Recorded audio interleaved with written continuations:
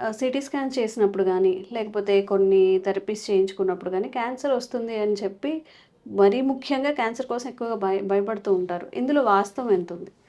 అయితే నిజాలు ఉన్నాయి ముందు నుంచి కూడా. ఎందుకంటే సిటీ స్కాన్లో వచ్చేది అయనైజింగ్ రేడియేషన్ అంటాం. హ్మ్. సో అయనైజింగ్ రేడియేషన్ వల్ల ఇబ్బందులు ఉన్నాయని అందరికీ తెలిసిందే. హ్మ్. అయితే ఈ మధ్య కాలంలో వచ్చిన పరిశోధన బట్టి అంత ప్రమాదం అని అసలు అందరూ నమ్మశక్యం కాకుండా ఉన్నారు. ఓహ్! అంతకుముందు 2 మాటలు సిటీ స్కాన్ అనేది ఎంత వైద్య రంగంలో విప్లవం తీసుకొచ్చిందో, యెస్.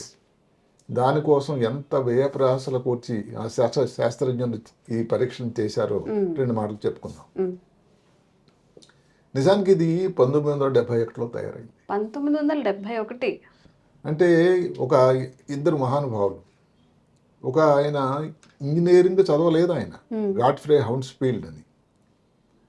అతను స్కూల్ డ్రాప్ అవుట్, బ్యాచిలర్.